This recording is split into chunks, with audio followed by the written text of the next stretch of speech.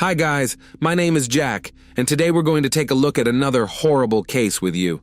Today, we'll be exploring one of the most southern states in America, Mississippi. This state is rich in amazing places, such as the Vicksburg National Military Park, a Civil War battle site, Biloxi Beach, a perfect spot for coastal relaxation. Animal lovers will definitely appreciate the Marine Mammal Studies Institute. History and architecture enthusiasts will be captivated by the town of Melrose, which boasts many stunningly beautiful homes. And undoubtedly, the Biloxi Lighthouse is an excellent place for photography. But the brightest star of the state is, of course, the renowned University of Mississippi, commonly known as Ole Miss, where our story unfolds. During the summer, when academic activities on the university campus come to an end, it becomes especially quiet. The few students who remain over the summer attend extra lectures during the day or prepare on their own for the next academic year, and in the evening, they invariably visit local bars and nightclubs. Among these students was Ellie Costial. She was an upperclassman and stayed on campus over the summer to improve her knowledge in certain subjects. Recently, she passed an important exam for her class, Introduction to Retail, at summer school, and was planning to celebrate this with her friends. A small bar with pizza and daiquiris on Oxford Square is particularly popular among the youth, so it's always filled with people and resembles an eternal party. The dim light, loud music, and a rainbow selection of various drinks make it a place where bartenders know many of the customers by name. On the evening of July 19th, Ellie Costial met up with friends at this bar. They talked and had fun, but Ellie seemed tense and spent the whole evening messaging someone on her phone. Then she had a couple of cocktails and discreetly left. This was one of the last places where Ole Miss student Ellie Costial was seen in public.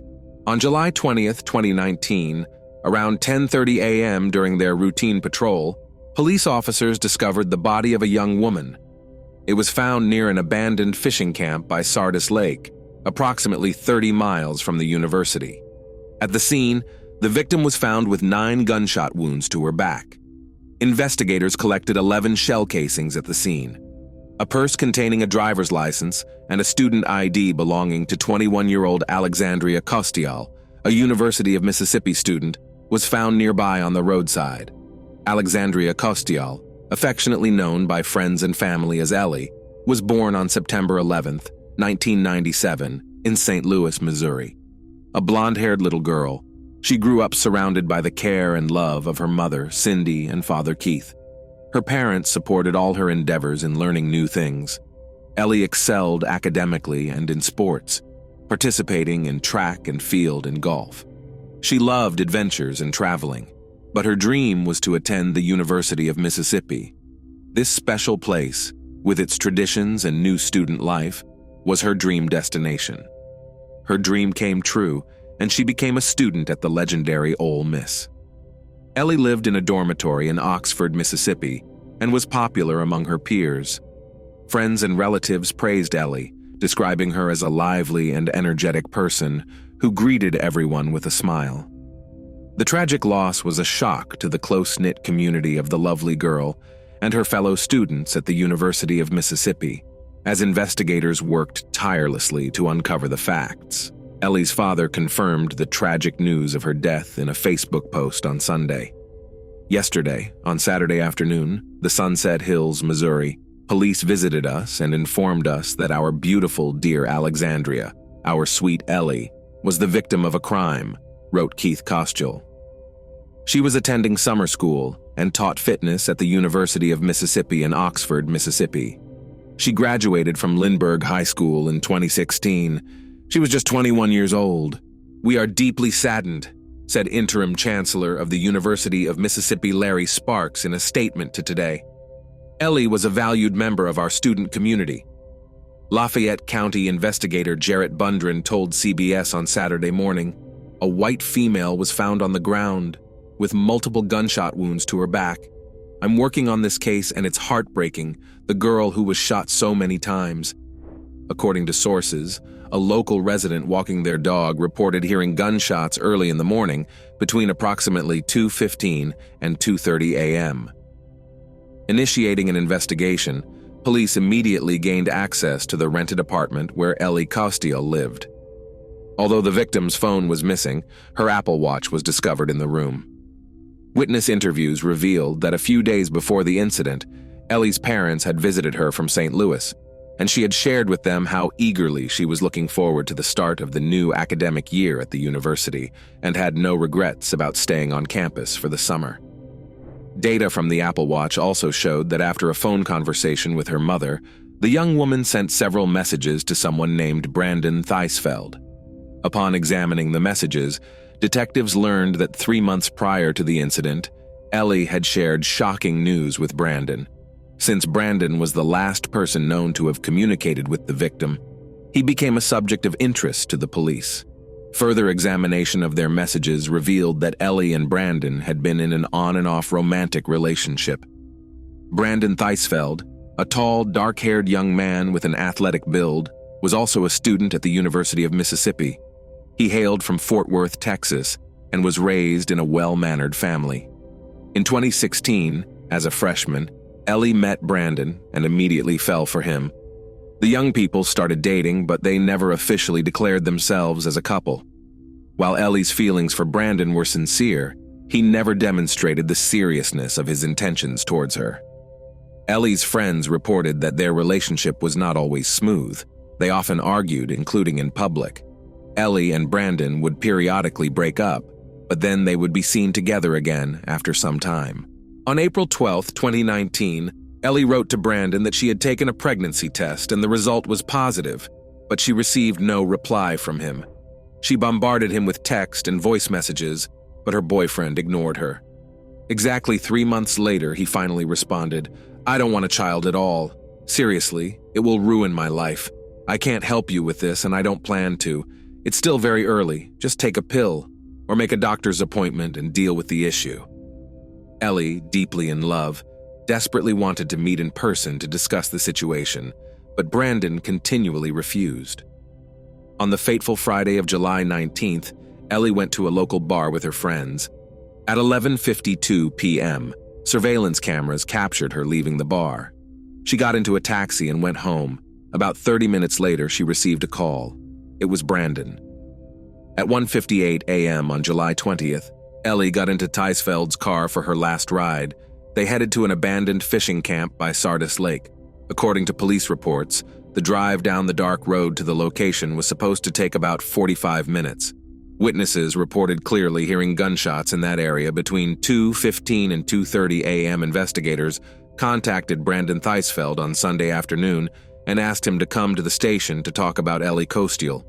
He found some convincing reasons to avoid coming, but assured the detectives he would meet them on Monday at 8:30 a.m. on Monday, July 22, 2019.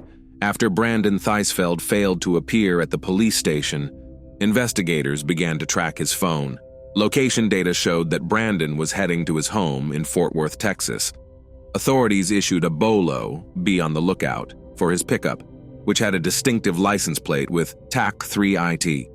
They also alerted all nearby police stations, and the suspect was arrested when he stopped at a gas station in Memphis. 2 days later, 22-year-old Brandon Theisfeld was placed in a local jail and charged with homicide. Theisfeld's lawyer and father claimed he was innocent. As the Oxford community grappled with the violent loss of one of their own, Ellie Costial's death quickly captured the nation's attention. Reporters eager to learn more about the student and the person charged with her death flocked to Oxford from across the country. Brandon Theisfeld insisted on his innocence until the end, but the evidence against him was more than sufficient. During his arrest, a gun matching the caliber used in the shooting near the lake was found in his possession.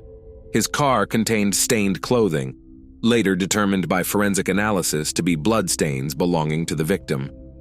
It was established that after July 12th, Brandon had left Oxford to go home to Texas to retrieve his father's gun, allowing the prosecution to argue that the act was premeditated. His internet search history contained queries such as abortion services and abortion pills. It was later found that each time he agreed to meet Ellie, he canceled at the last minute or failed to show up without explanation. His search history also included queries on how to avoid punishment for a crime, how to conceal a crime, and how to use a weapon. A letter addressed to his parents was discovered in Teisfeld's apartment stating, "I am not a good person. This is not your fault. Something in me just doesn't work. I've always had terrible thoughts. I've always had these feelings. I just felt out of place. I think this is the end for me. I'll either go to jail or die. I know I'll get caught." On August 30th, 2019, a grand jury charged Brandon Teisfeld with the life-taking of Ellie Costial. Yet again, he refused to accept responsibility for the incident. Brandon faced the ultimate penalty, capital punishment. However, the trial was postponed due to the widely known restrictions in place at the time due to the COVID-19 pandemic. On August 27, 2021, when the process resumed, Brandon Teisfeld, advised by his lawyer, pleaded guilty to mitigate the potential punishment. He was sentenced to life imprisonment without the possibility of parole. In his final statement, Brandon apologized to Ellie's parents. "My actions have forever changed your life, and the life of my family. I wish I could take it all back, but I can't. I pray for God's forgiveness, and I hope you can find it in your hearts to forgive me too," he said. Cindy Costial, Ellie's mother, did not accept Brandon's apology, stating that he should spend the rest of his life in prison and that every time his cell door slammed shut, he should remember the heinous act he committed. Investigator Jarrett Bundren eventually disclosed some already known facts about such a brazen crime to the public. He explained, "Ellie had told Brandon she thought she was pregnant. Brandon didn't want her to keep the baby, and the couple had many arguments about it. Although Ellie wanted to meet in person to discuss the situation, Brandon refused to do so until the day of the incident. Intent on questioning Brandon, the police asked him to come to the station for some inquiries. However, the suspect seemed to resist and continued to make excuses for not being able to come in. Alarmed, the police began tracking his cell phone and realized that Brandon was heading to his home in Fort Worth, Texas. Immediately after locating Brandon, authorities alerted all police departments in the vicinity, and the suspect was arrested when he stopped to refuel at a gas station in Memphis. Upon his arrest, authorities found blood on him. Moreover, a pistol was found in his truck, the caliber of which matched the weapon used in Ellie's demise. Although Brandon insisted on his innocence and claimed he had no part in the incident, the police ultimately charged him with the crime. 5 days after Ellie's passing, normalcy had yet to return to Funky's bar, where surveillance cameras had captured her leaving shortly before midnight on July 19th. Interviews with witnesses, who were among the last to see Ellie, revealed that the management had recently installed a camera right in front of the bar. A bartender, who preferred to remain anonymous, mentioned she had been friends with Ellie since school. Taking a break from her duties, she found the words to describe her friend. "She always smiled. She just lit up the room. She had a smile from ear to ear," she said. Ellie was the kind of person who greeted everyone. "It's just really sad. She was too kind," she said, looking away as the colorful disco lights danced on her face. "We're going to miss her." Ellie's teacher and friend, who taught the Introduction to Retail course, Morgan Hall, learned about the passing of her student the following Monday. She was shocked. You never expect something like this to happen in Oxford and its surroundings. During the interrogation, Morgan mentioned the last time she saw Ellie around 1:15 p.m. on July 19th, when she submitted her test. "She left, and I think that evening everything went downhill," she said. "Ellie was a sweet girl, very quiet, and I liked having her in class," Morgan stated. After hearing about the student's demise, Morgan immediately went to the administrators to figure out the best way to deal with the situation. According to her, the university had students involved in suicides and fatal accidents, but this was something new. Morgan Hall briefly mentioned Ellie's passing in class. Counselors were ready to assist and were available on campus during that period. Anyone who wanted to postpone their final exams for a few days could do so if they needed time to grieve. "My heart goes out to her parents and all her friends," she said. "Parents shouldn't have to bury their children. That's not how it's supposed to work." As it turned out, Ellie Costial, in her need for support, had told friends that she was pregnant with Brandon Theisfeld's child. Her sisters knew she was pregnant and that she had told Brandon, said a classmate. He was very upset about it, about how it would ruin his life and future. He was angry that she wouldn't have an abortion. She said, "No, I don't believe in that." Another friend mentioned Ellie tried to end her pregnancy through unhealthy methods, like long walks, drinking a lot, and using forbidden substances. She was 17 weeks along. She was struggling with it. Brandon knew about it, but he was seeing someone else.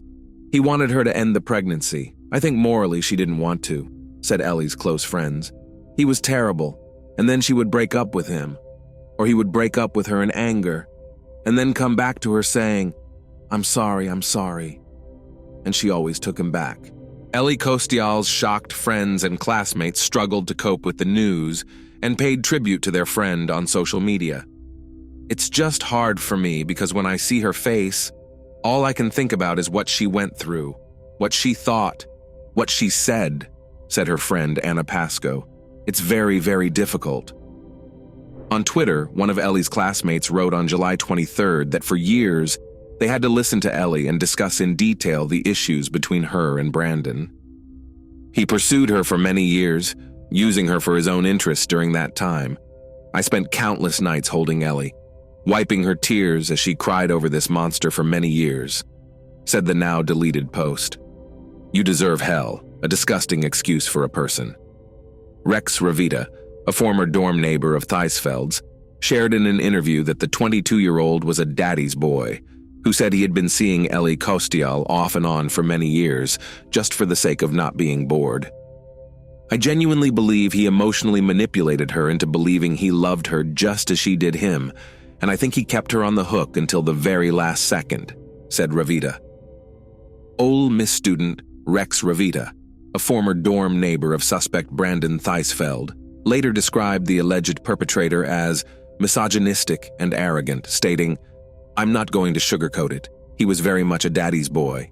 Always had to mention his father's money, how his dad could get him out of anything. Just that kind of attitude all the time. Any vulgar comment he could make, any crude remark towards anyone in our dorm, he got away with.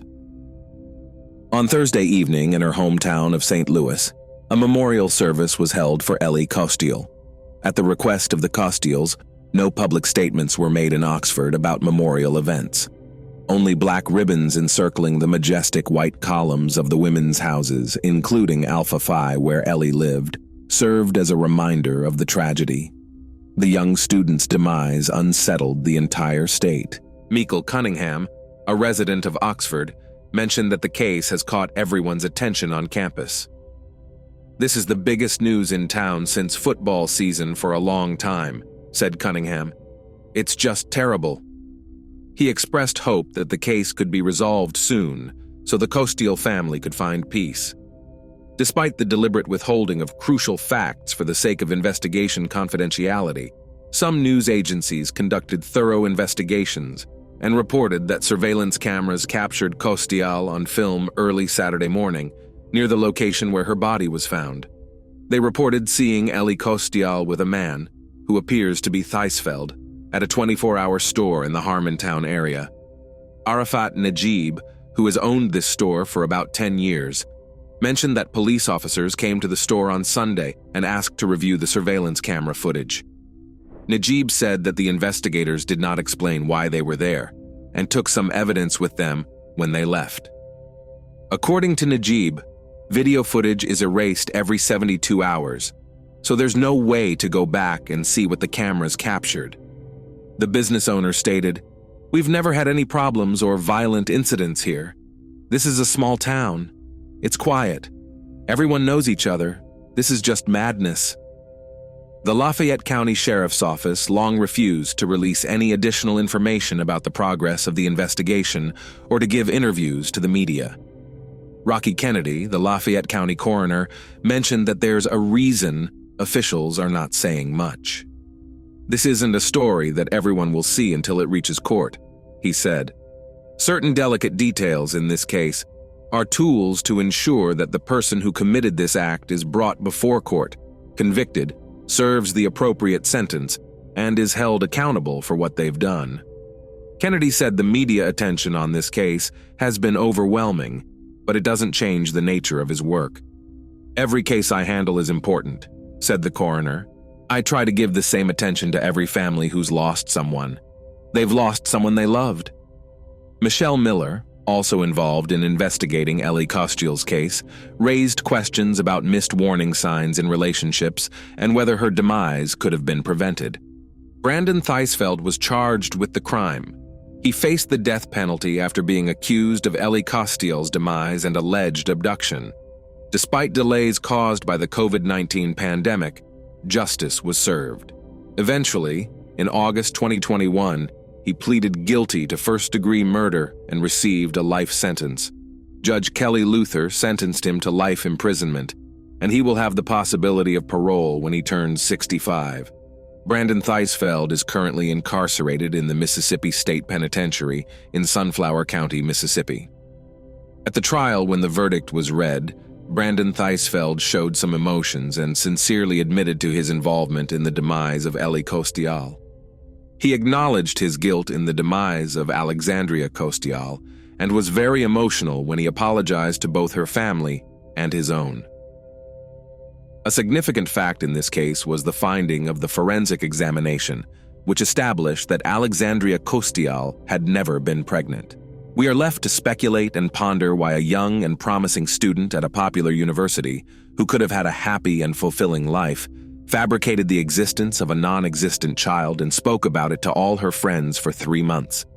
It seems she sincerely believed in it and thought that this news would melt Brandon's heart and make it belong only to her. Unfortunately, a miracle did not occur. Her parents and friends are still mourning their dear Ellie. Thanks for watching, guys. That was Jack with you. Subscribe to the channel. There are many shocking stories ahead.